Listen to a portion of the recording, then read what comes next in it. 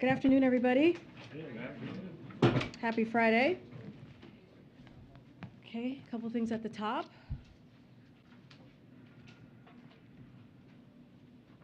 So yesterday, the American College of Obstetricians and Gynecologists, a non-profit organization representing more than 60,000 physicians, sounded the alarm about a nationwide abortion ban proposed by Republican officials that would put doctors in jail for providing women with essential health care. Under Senator Graham's ban, doctors and providers could be criminalized and sent to jail for performing an abortion to save a woman's health, providing an abortion to a woman carrying a fetus with little to no chance of survival, offering critical care in the event of a miscarriage, or even treating a rape or incest survivor who has not complied with medically unnecessary delays or reporting requirements. The ACOG found that bills like Senator Graham's have no basis in science, that doctors would become less skilled if such a ban was in effect, and would interfere with patients' ability to get timely and critical medical care. Now, separately, Jen Klein, the director of White House Gender Policy, released a memo discussing how, if passed and enacted, this bill would create a nationwide health crisis, threatening the health and lives of women in all 50 states. I've said it before and I'll keep saying it again. This extreme national ban and plan to criminalize doctors is wildly out of step with American people, and President Biden and Vice President Harris will continue to do everything in their power to protect women's reproductive rights and expand access to health care. Today, the White House hosted a Recovery Month Summit and announced over $1.5 billion in funding to beat the opioid crisis and support people in recovery across the United States. This funding go to life-saving programs and policies like expanding access to the medication-assisted treatment for opioid use disorder, to distribute naloxone, to prevent overdoses, and programs to prevent substance use in our communities. President Biden recognizes the devastating impact the overdose epidemic has had on our nation, reaching large cities, small towns, tribal lands, and every community in between. That's why in his first State of the Union, He made beating the opioid crisis a key pillar of his unity agenda. Our major pillars of work to combat, other major pillars of work to combat this crisis include the Treasury Department's efforts to sanction traffickers and disrupt the global drug trade, and expand access to programs and treatments for people in need. To support these and other efforts, President Biden's fiscal year 2023 budget request calls for a historic investment of $42.5 billion for national drug control agencies. Tonight, as you all know, we will be welcoming Sir Elton John, the President and the First Lady. They look forward to hosting him at the White House for a spectacular performance on the South Lawn. The President and the First Lady will celebrate the vast contributions Sir Elton has made across his lifetime as an artist and an advocate, and they are particularly thrilled to welcome to the White House an audience of around 2,000 fans and comprised of teachers and nurses, frontline workers, mental health advocates, students, LGBTQ+ advocates, and so many others. Tonight's performance has been organized and in collaboration with and is paid for by the A&E and History channels, network channels, and will air on television at a later date. Now, this is, I think I could speak for the entire press team. This is a very sad day for the press team. It is finally happening. We are losing today, but not really losing, but Chris is leaving us today. Today is his last day at the White House as part of the press team, and we are also sad, as I said, to see him go. But we are also thrilled that he is staying in the Biden family and will be starting as the assistant to the Secretary of Public Affairs at the Department of Defense in the coming days. As you know, that is a very big job that Chris is about to take on. So we will miss Chris's good humor, his sharp political instincts, and his just easygoing demeanor. He's one of the most chillest, coolest cats that I know around town. Chris has been a leader on our team. We wouldn't have make it through this past year or so without Chris by our side and helping to lead the team, as I mentioned, from our earliest days here in the White House. And we know that all of you in this room will miss him as well. You've worked very closely with him. Chris has gaggled on Air Force One, spoken to all of you from this very podium, as you know, what has happened a couple times for him to have done that, and dealt with hundreds, if not thousands, of important stories incoming from all of you here at the White House. Chris, we are so proud of you. We will miss you dearly. As I know, this is an inside joke. We will see you later, pal.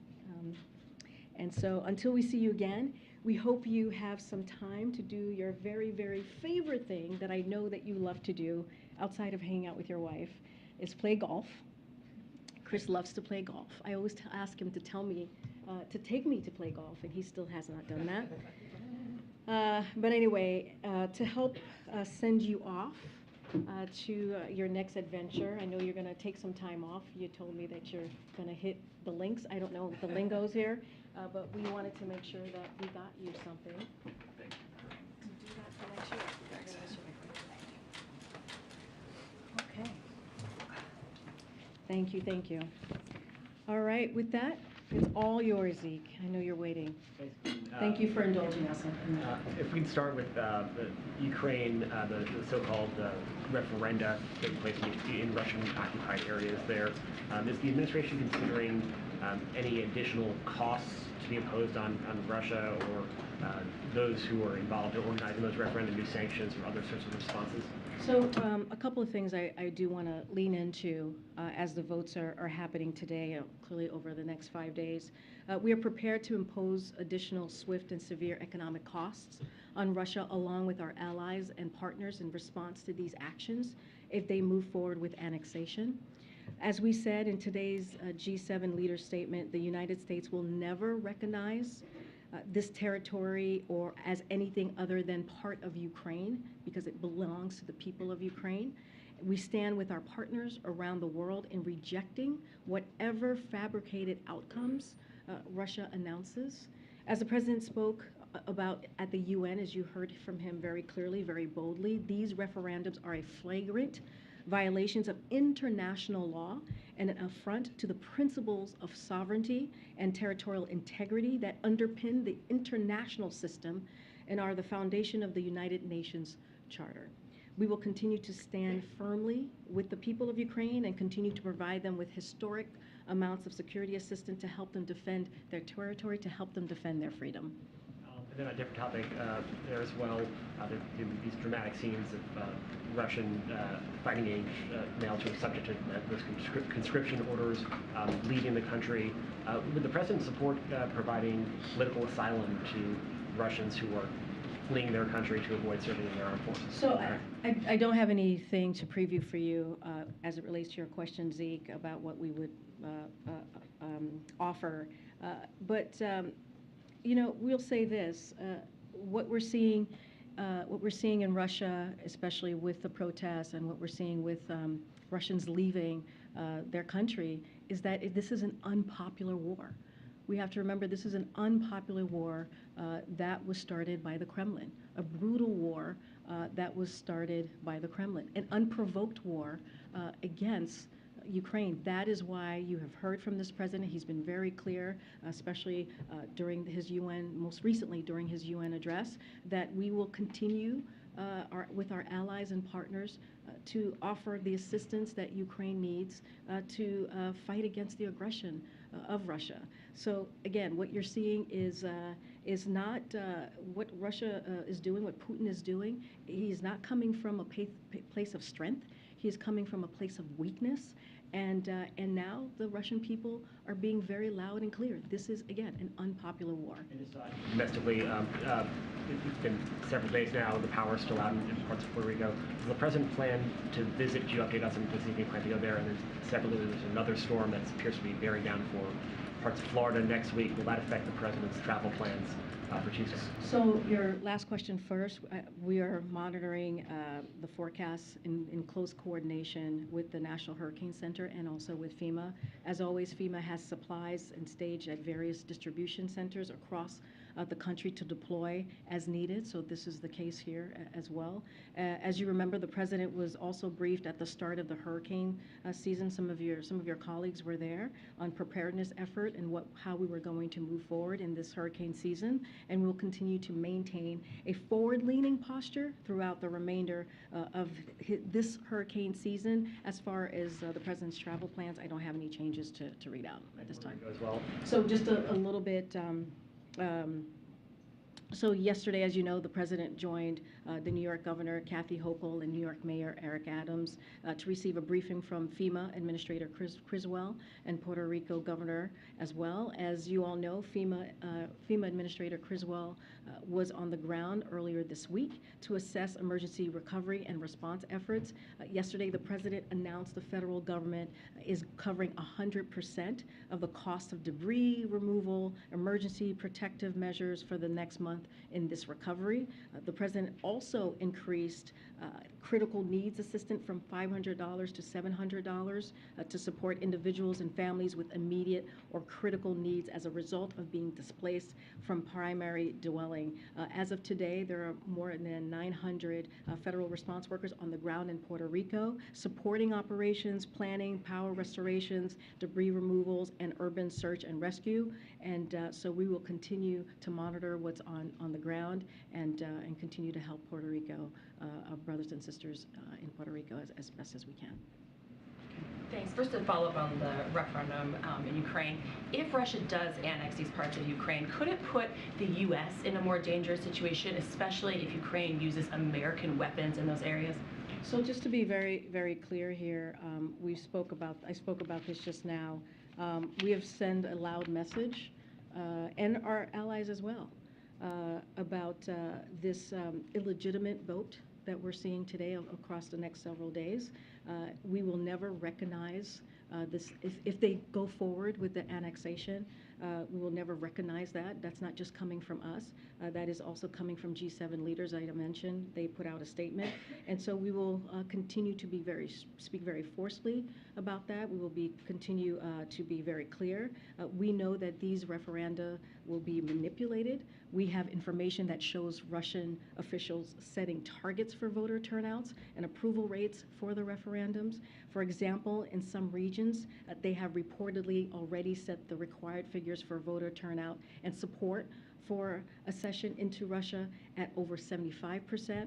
So Russia is rushing to conduct these sham, again, referenda, but these are not acts of confidence or strength. They are complete opposite. We will continue to speak loudly. Again, I don't want to get into hypotheticals. I'm about to answer your question. I'm not getting into hypotheticals, but we are making sure that we are loud and clear with our G7 leaders.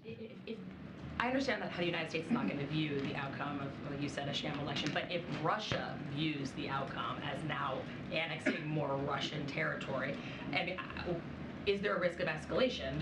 Their foreign minister said today they strongly urge the U.S. to avoid a situation capable of leading to direct military clash with Russia. So if they start saying that now American weapons are being fired into what they are considering Russian territory, does that risk escalation? So what we've said this before, and we'll say it again, we do not seek conflict with Russia. Of course, we are attentive to managing escalation in this conflict, as always, as we have been for the past 6 months or more of this war, and so throughout this year. But to reiterate, there is only one country that is responsible for this war, and that is Russia. They are the ones who are causing this brutal war. They start this conflict and could end this at any time. Yeah, okay. Thanks, Karine. What is the White House's take and the President's take on World Bank President Malpass's comments on climate change? And does the President still have confidence in this response? So I'll take your, I guess I'll take both your questions first.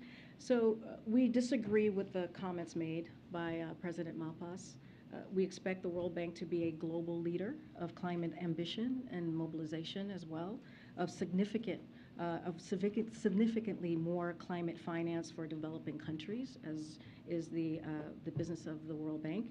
The Treasury Department, which oversees our engagement with international financial institutions, has and will continue to make that expectation clear to the World Bank leadership.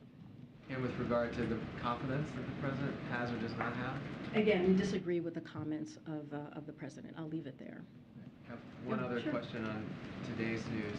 The markets are falling, the stock markets are falling. The dollar is strengthening significantly, the pound has dropped. What is the White House's take on that and the broader implications for the U.S. economy? So the stock market, as you've heard us say many times, is just one measure of the economy that shows how the economy is doing. And so we are always watching these different indicators closely, including the stock market. It's also important to look at what's happening on Main Street. This is something that we think is important, as you've heard us talk about, to also look at. We have one of the strongest job markets on record with 3.7 unemployment rate, and we've created 10 million new jobs in the president's 19 months in office. More people are looking for work, and we think those indicators are important as well. So because of the economic plan, the businesses are investing in America at record rates, and we are making more in America. And that is important to note as well. We always know,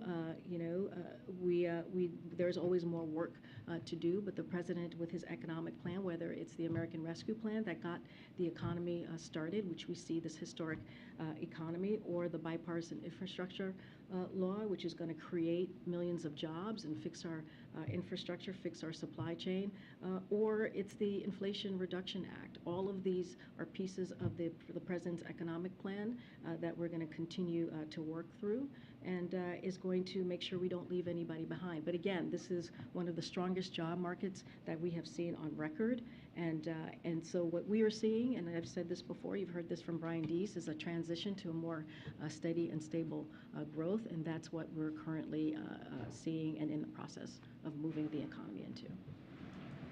Karine, protests are still underway in the wake of the death of Mahsa Amini in the hands of Iran's morality police. I know the Treasury Department yesterday issued those sanctions. Are there other tools the U.S. feels they have at their disposal to try to respond to this? And I was also hoping you could possibly speak to the President's personal response to it as well. So, Masa Amini's death after injuries, as you all know, sustained while in police custody for wearing an improper hijab is an appalling and egregious affront to human rights.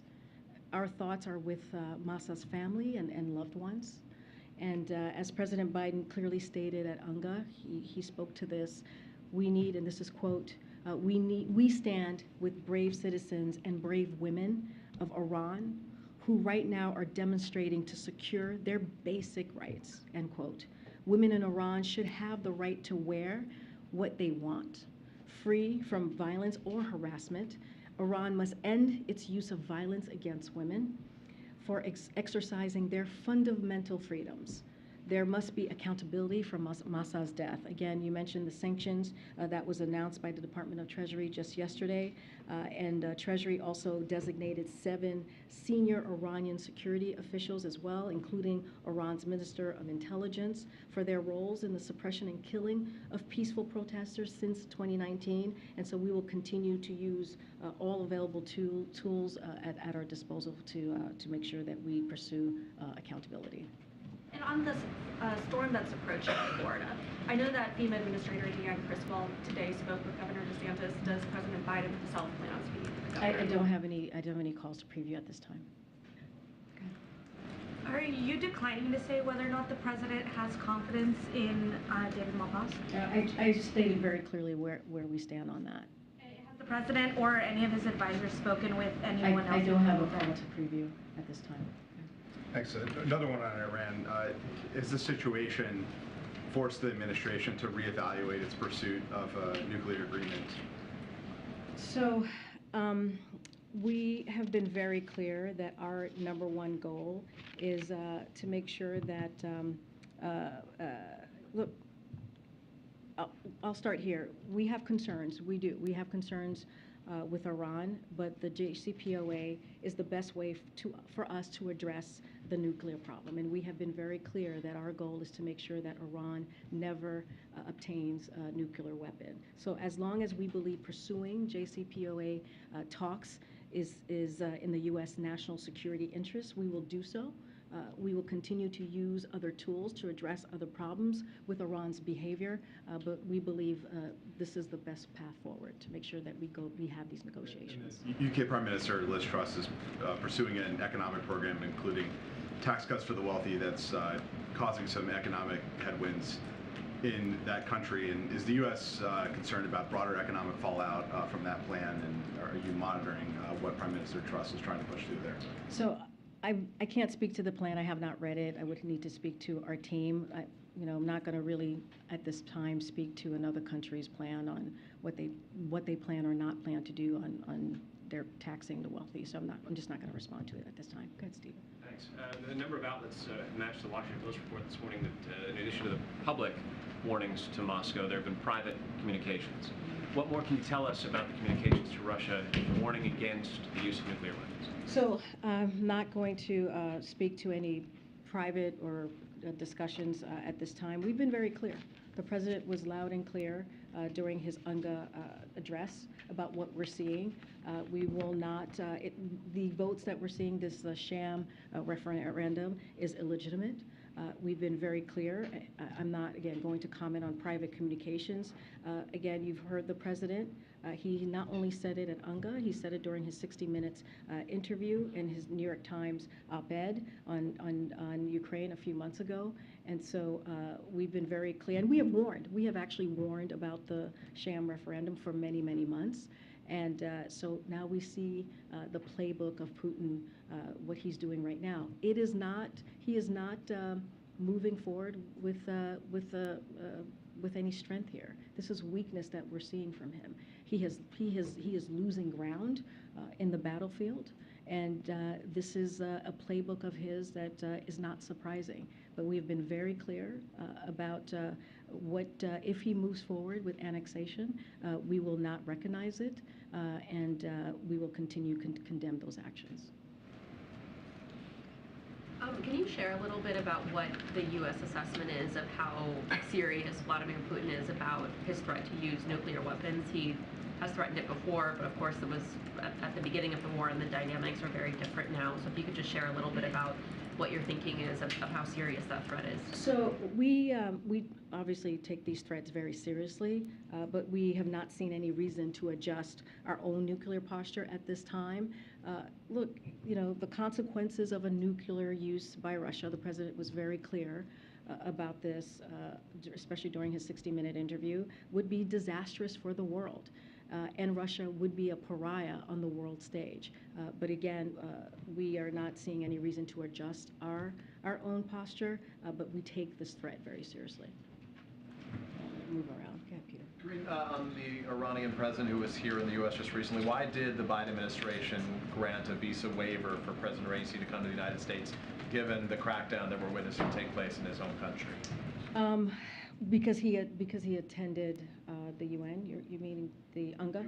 He was here as part of the United Nations. No, I know. I'm just talking. You're talking about UNGA specifically.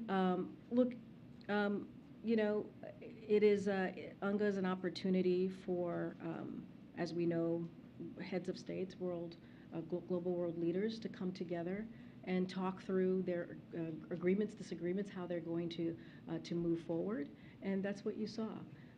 And everyone had an opportunity, as you know, to speak to the hall, but also to speak to the global. It was a global stage, and we believe everyone has that right to do that as it is part of the UN Charter. I'm not going to speak any specifically on his visa. For clarity, though, there was no engagement between the United States and Iran while he was here. While he comes with the ability to do that, we did not take up that opportunity to engage with him directly. Correct? I don't have anything to share on that front. We have been very clear and forthcoming on who he engaged with, who the president engaged with while he was in New York this past week. To this effect a little bit earlier, but we've heard from the State Department that the U.S. is doing what it can to expand internet access for those Iranians right now to still have access to the outside world. Is there anything beyond that the United States is doing presently to help those protesters and others in that country? So I don't have any more to share on what else we've been doing, but happy to clearly update folks if we have more on that piece. Okay. Thanks, great. Do we have any updates on the process to get a permanent U.S. ambassador in Moscow? Obviously, John Sullivan, who was there, had to come back. Do you know where you are in that process? Have you submitted a name to the Russians? So I don't have anything we don't have anything to update you on that piece. Is that hindering your ability to effectively do foreign policy, the fact that you don't have a Senate-confirmed ambassador there right now? No, not at all. We have been very effectively. You named I'm sorry. I might have misunderstood the question. What was the question? I appreciate that. So what was the question? I'm asking where you are in that process, because there's a you have to submit credentials and they have to come back, and it's a bureaucratic process to get that. Got it. Approved. So I was wondering if you had timing. So yeah, she's asking me where we are with the process. So we have announced someone. I don't have an update on the process. Yeah. Do you have another question? It's been answered a little bit, but I was going to ask. I think you've addressed this, but so you're taking the timing of these referendums in Ukraine being held by Russia as a sign of insecurity, not confidence, right? You're saying that this is not Putin thinking he can permanently hold these areas, and that's why he's having these referendums. You're interpreting it as this timing as the opposite. He's feeling insecure, and that's why they're holding them now. Yeah, we've been very clear on that, and we've actually have been saying for months that this is an action that Putin would take. This is part of his playbook, doing these sham referendums, these illegitimate voting process. So we have been very clear on that he would take this action. But again, we saw the G7 statement earlier today. You heard from the president at UNGA. He's been very clear as well. These are sham referendums. We will not recognize any, if they move forward in this fashion, we would not recognize any annexation of Ukraine. Ukraine belongs to the people of Ukraine, plain and simple. So the Federal Reserve is saying that the economy will significantly slow down to growing just 0.2% for the entirety of this year and then 1.2% for next year. Is this the stable growth the president is moving us towards? You're talking about what he said yesterday? Yeah, it was the projections the Federal Reserve came out. They projected the economy would grow at just 0.2% this year and 1.2% next year, which is pretty slow growth. And I'm just curious, is this the stable growth that you're talking about? So, I mean, I talked about this a little bit already, how we're coming off of last year's historic economic growth. A lot of that is because of the work of this president and Democrats in Congress passing the American Rescue Plan, which puts us in a position where we saw the most stable growth, strongest growth that we have seen in modern history. So it's no surprise that the economy at this point is going to slow down, is going to cool off just a bit as the Federal Reserve takes action to bring down inflation. So the Fed's projection, as you mentioned, of growth over this calendar year implies growth between 1% and 2% in the next 2 quarters. So our goal is to bring down inflation. That's what we have been doing for the past several months, making sure that we're doing everything that we can to give the American public a little bit more breathing room without sacrificing all of the historic gains that we made this past year and life-changing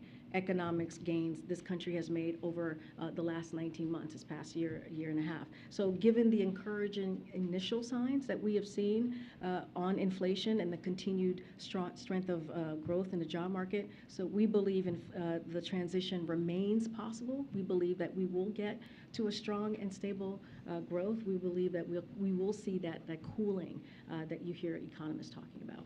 On inflation, one more if I could. Americans are making tough choices related to inflation, and last week they saw the president do the celebration during the Inflation Reduction Act when core inflation rose for the first time in 5 months on that day. This week there's another celebration 48 hours after the Fed chairman said there'd be more economic pain.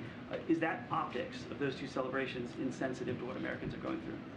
So the president has always, when he talks about the economy, has made clear to understand what the American families are going through, what the American people are going through. He understands that the economy and inflation in particular, high cost, is giving some pain, to your point, to Americans. That is why we passed. That is why Democrats in Congress passed Inflation Reduction Act. By the way, no Republicans supported that. And as you know, you've heard me say it many times, you've heard the president say it many times, it is going to lower costs when it comes to prescription drugs. It's going to lower healthcare costs and energy costs. And it is one of the most historic investment to fight climate change. As we are talking about extreme weather, I've gotten multiple questions on Puerto Rico and what the people of Puerto Rico, our brothers and sisters, are going through. What may happen in this hurricane season. A lot of that is going to be helped by the work that this president has done, bipartisan infrastructure law, again, the Inflation Reduction Act. So we are doing the work. We're going to continue to do that. We're going to continue to work. We've seen gas prices go down for 14 weeks straight, and that, again, is because of the work that this president is doing. So yes, we understand what the American people are going through, but our job, the president's job, is to do everything that he can in his power to give Americans a little bit more breathing room. Go ahead. Thank you. Can you tell us a little bit about Tuesday's trip to Florida? Is the president going to be going after DeSantis a bit? Is he one of the MAGA? Well, not really in a way, but you see what I mean.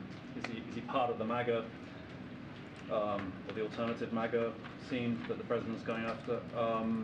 And also, could you just come back to the president's re-election decision? Because you like asking me that question, Sebastian? You were asked this like a few months ago because everyone was going crazy over is he going to? And you said yes, he is. That was meant to stop the whole thing. But no, I said that. Look, you said it's way too early. Wait, hold on. I'm going to answer a question. Okay. I'm at the podium, right? There's a Hatch Act. I have to be very mindful when talking about 2022 and even 2024, which is a worlds away. As you all know, you cover this media cycle, changes every second. So look, the president was clear even during that 60-minute interview, and I've been clear, he's been clear multiple times, that he intends to run. He said that. He said that in that same interview, that he intends to run. I have to be careful as I'm standing in front of you. Don't want to get more into that. But the president's goal right now, as we look at today, as we look at the next coming days, is to make sure that we continue to deliver for the American people. That is why we talk about the Inflation Reduction Act. That is why we talk about CHIPS Act.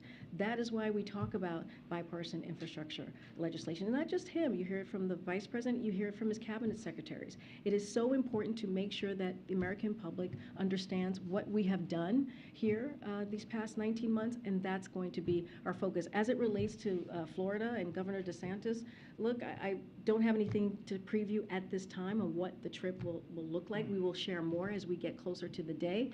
Look, we have talked about this as well. You know, when it comes to extremism, when it comes to behaviors that is inhumane and cruel, that is what we're seeing from Governor DeSantis. That is what we're seeing in specifically to how he is using people who are leaving communism, people who are freeing, trying to get away from political persecution, talking about Venezuela, Nicaragua, Cuba. They are fleeing those countries, and he is using families, children, and women as a political ploy, as a political stunt. We will continue to call that out, but as far as what that day will look like, we'll share more as we get closer. Okay, Karen. Thanks, Karine. Back to Puerto Rico. When the president said yesterday that the federal government would cover the 100% of the cost for the next month of the efforts down there, do you have an estimate of what that cost is going to be? No, that's a good question. We don't have an estimate at this time, but the president is committed. As you know, you heard him from speaking from New York yesterday. He is committed to doing everything that he can for Puerto Rico. He has spoken to the governor several times. Our team has been in touch with the governor and local officials throughout this time, and so he's committed to doing everything that he can, and this is how he sees his role. He's done this multiple times when we've seen this extreme type of weather, these disasters hit communities, and as president, he's going to continue to be a loud voice in that and use the resources of the federal government to make sure that we help the people of Puerto Rico at this time. On Iran and the internet, has the administration heard from any American tech companies that will move forward with offering internet services in Iran, and is there any way to estimate how much of an impact that will actually have on the Iranian people? So let me go back and just say, look, we are aware of what the Iranian authorities are doing in blocking Instagram and also WhatsApp, as well as slowing down or stopping access to the internet in general, as you all are asking. If accurate, this is shameful, but also not unsurprising. Step in the wrong direction by Iran's government to prevent the world from watching the Iran government crack down on peaceful protesters. That is what is happening here. We continue to work with private sector and Department of Treasury to identify additional measures that we will support and facilitate the free flow of information to the Iranian people. As I just mentioned earlier, the Department of Treasury took action just yesterday, and we will use what is available to us to make sure that there is accountability. I'm going to go back a little bit because I haven't been. Go ahead. And then I'll come back up. Thank you. Two quick ones. First of all, on this weather, have we been in contact, has the U.S. been in contact at all with our Canadian neighbors about what I believe will technically not be a hurricane, but the major storm that's supposed to hit the Atlantic provinces, Canadian Maritimes in the coming hours? Clearly, that's something that we are monitoring from here. We would have to check in with our friends at NSC, our colleagues, to see if we've been in close touch with Canadian officials. But that is something that FEMA is continuously monitoring as well.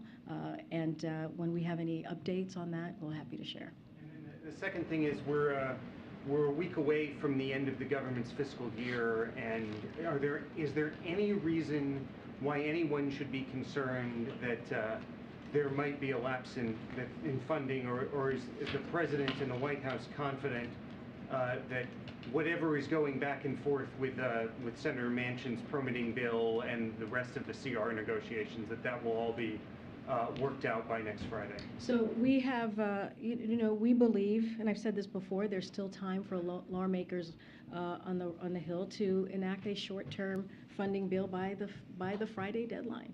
We remain confident that Congress will get this done. so we can continue to deliver vital services to your point of your question to the American people. So we encourage for that to happen. We have continued, I've mentioned this before, to stay in close touch with Congress in a bipartisan way. But we believe we have been here before. We were here just last year during this time, and we think that there's still time to get something done, and we'll call on them to act. Great. I just want to follow up again on the World Bank president. You said that you disagree with the comments that he's made, but in terms of having confidence in him or supporting him, there are reports suggesting that some in the administration have tried to oust him. So, given that context, does the White House still support him or have confidence? So removing him requires a majority of shareholders. So that's something to keep in mind. The U.S. believes the World Bank must be a full partner in delivering on the aggressive global climate agenda, poverty reduction, and sustainability development. Again, Treasury will hold Malpass accountable to this position and support the many staff working to fight climate change at the World Bank. But again, removal will require a majority of stakeholders here. So it is a partnership. That's how we see this. Okay, Peter. Thanks, Karine. Following up on your topper, does President Biden favor any limits on abortion?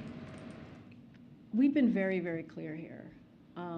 Since you're talking about my topper, I was talking specifically about Senator Lindsey Graham. And your position on his plan is clear. 15 weeks is unacceptable. I was speaking directly to what Republicans are trying to do. So they are calling for a national ban, which takes us backwards. Which will weeks, right? It's a national ban which will take us backwards and will put at risk the health of women. And here's the thing about this, Peter, it's not just national ban on abortion.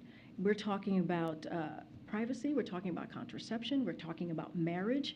That is what extreme Republican officials are trying to do. That's what we're speaking to. I'm not going to get into specifics here. I'm just going to lay out what they have said that they're going to do. Why not get into specifics? The Republicans are saying we don't want abortion after 15 weeks. Why can't you say how many weeks a president thinks the limit should be? As you know, Kevin McCarthy put out the GOP agenda. I'm not asking about Kevin McCarthy. I'm asking about Joe Biden and his position on abortion. How many weeks? Peter, I'm answering your question. What Republicans are trying to do is take us backwards. They're trying to take away the rights and freedoms of Americans. That's what we're calling out, and that's what we're going to continue to call out. House Republicans oppose a pharmacy bill that would deny women essential medications. As of September, 166 House Republicans have signed onto a heartbeat bill that would decide abortion at the federal level, even though 28 of those members have since said decisions on abortion should be left to the state. And this week, a Michigan GOP official said he wants to ban contraception. So we should really listen to what Republicans are trying to tell us. And that's what we are speaking out against, and that's what we're going to talk about the national ban that Republicans are continuing to push when majority of Americans do not want that. We are all covering the Republican plan. I'm just, why can't you say how many weeks for Biden? No, go ahead. I answered your question. Go ahead, Courtney. I did. Why can't you say, go ahead, Courtney. I wanted to ask you, the president announced that he was elevating Jennifer Klein to a more senior role. What does that do for her resources, for her portfolio? What's the purpose of doing that, especially when you're dealing with so many gender issues that you've been talking about? So Jen Klein, who, as you know, is a colleague of mine, and I've worked closely with her as well as our team here, has been leading on the Gender Policy Council since the beginning, since day one, and she has had all the resources available to her. She has worked diligently on delivering the agenda of this president. It is a, as you know, a historic office that deals with such an important issue as we talk about gender rights, as we talk about equality. So I wouldn't say there's going to be any differences, really. I mean, she is really an assistant to the president, as the role, as her new title lays out. She runs an office here. And again, she has had all the resources that have been provided to her. She works closely with multiple agencies across the federal government to make sure that we live up to what the goal of the gender policy is. And so again, she is. We're very happy for her. This is well deserved for Jen, and we are lucky to have her in that role. Can you also provide an update? I know the Justice Department had a task force that some of the White House folks were participating on, responding to the Dobbs decision, how you were going to proceed with litigation or whatever it is you wanted to move forward. Can you provide an update on that group's work? Yeah, we can go back to the GPC and our other partners to get an update for you on where we are. Just another follow-up on the World Bank. If a majority of the stakeholders wanted to oust President Malpass, would the United States support that? I'm not going to get into hypotheticals. I've said already that we condemn the words of the president. But again, was just laying out what the process would be, but I'm not going to get ahead of what that process is potentially going to look like. If there is a majority, again, this is a partnership. This is not something that we will just do on our own. And then in New York this week, did any of the president's discussions with other world leaders touch on the proposed oil price cap for Russia? And can you give us any updates on what was discussed? Yeah, that's a good question. We don't have anything to read out for you on that particular issue. It is something that the president has led on. As you know, it came up when he was in Europe very recently, and it is an issue that we feel that is important in dealing with really giving another kind of blow to Russia. But I don't have anything to read out for you at this time on any further conversations and where we are in that space. There's videos out there of drunken men in Russia brawling and resisting going to the front. Do you, in light of this conscription order, so do you assess that Putin is going to have trouble producing 300,000 members of the armed forces, or do you think he's going for far more than that? And is he capable of doing it? Look, I can't speak to what he's capable of doing or not doing, but I can speak to what these acts, these announcements and his speech laying out what he wants to do, right? Whether it's a 300,000 more personnel. Look, again, this is not an act of strength. This is not coming from a place of confidence. It's really quite the opposite. What we're seeing from Putin is weakness. He's been losing on the battlefield. He has not made any gain, as we have known this past couple of weeks. They have not been able to achieve any of their goals. And they are losing their positions, again, on the battlefield. So what we are seeing is Russia that is scraping for personnel to throw into this fight. And we are seeing thousands of Russians protest against this mobilization, against this brutal war and unjust war that Russian forces are carrying out in Ukraine, and on President Putin's whim, on his orders. So again, this is not a strength or confidence here that we're seeing. This is coming from a place of weakness. It is up to Putin to see what he's capable of doing. But we are seeing from the protests, right? We're seeing very clearly that people are protesting in the street because this war is incredibly unpopular. This war, again, that Putin has started, that Putin put onto the people of Ukraine.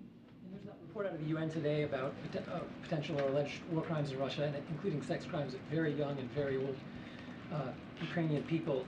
In light of what the president has said, calling Putin a war criminal in the past, what is he doing now? So we are engaging the Ukrainians to learn more about what's happening on the ground. We have been clear that war crimes Russian forces have committed need to be investigated, and that Russia needs to be held accountable.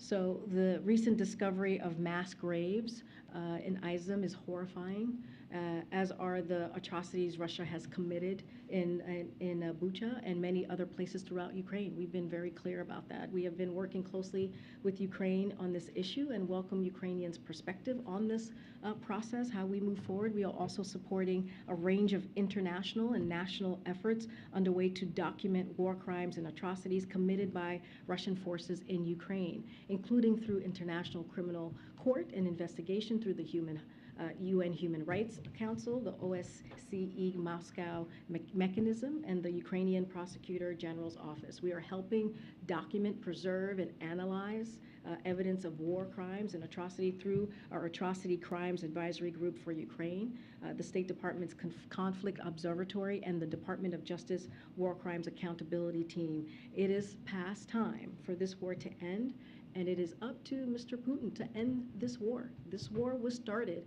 by the Kremlin. He can end this war today if he chooses to. He can end the brutality that we're seeing in Ukraine if he chooses to.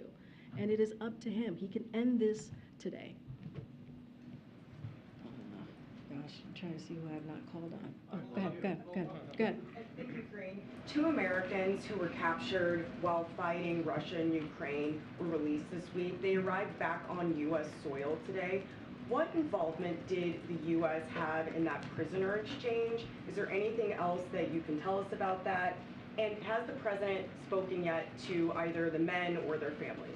So I don't have anything to read out on any conversation that the president has had specifically with these two Americans.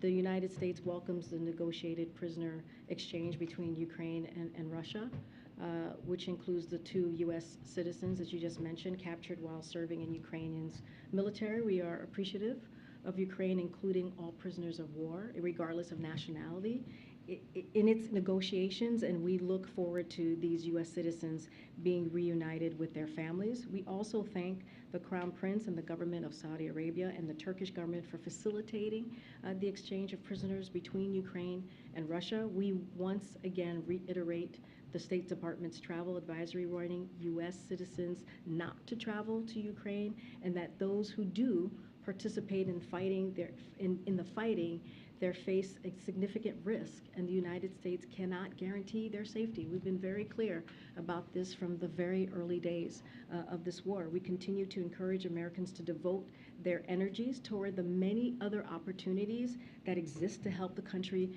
of Ukraine and also the people of Ukraine. On another topic, really quick, the president over the summer was considering declaring a public health emergency over abortion rights. He was also at one point thinking about taking executive action when it comes to Dreamers, and he was also considering declaring a national emergency over climate. Can you provide us with a status update on potential executive actions relating to those items? We don't have any updates on those particular items, and when we do, we will be happy to share them.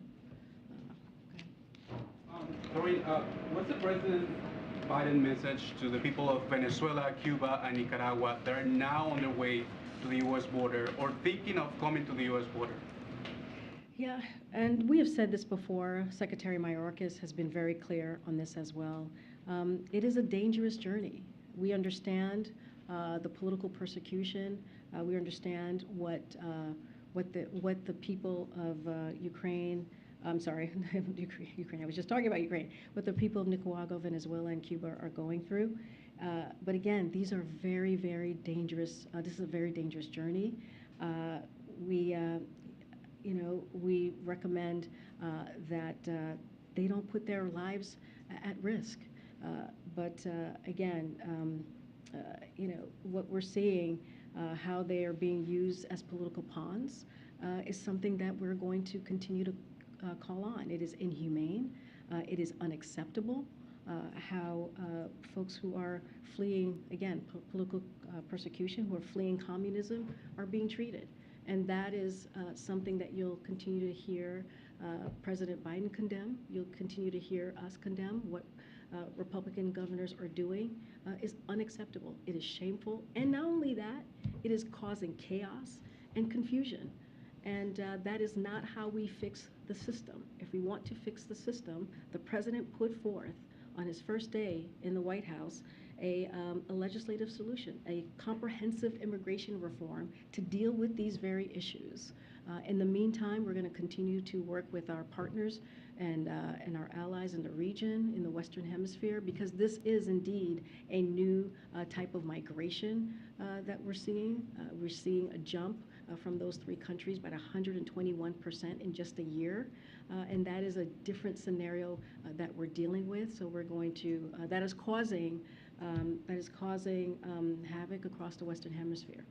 I have a follow-up to that. President Biden said last week that it's not rational to send these people from Venezuela, Cuba, and Nicaragua back. Does that mean that President Biden is in some way, or the White House, someone encouraging them to come to the U.S.? What the president is saying is that these folks, these mothers, these children, these families are leaving a country because of communism. They're leaving a country because of political persecution. And he was saying that they should not be used as a political pawn by Governor DeSantis or any Republican governor. That's what he was speaking to. He was calling out the inhumane nature of the way that they were being used because of for a political headline, because of someone's political future.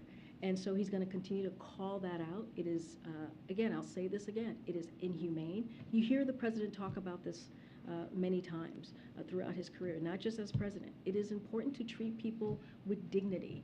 It is important to make sure that, that folks who are fleeing communism are not treated this way. And so we'll continue to call that out. Thanks, everybody. Thanks,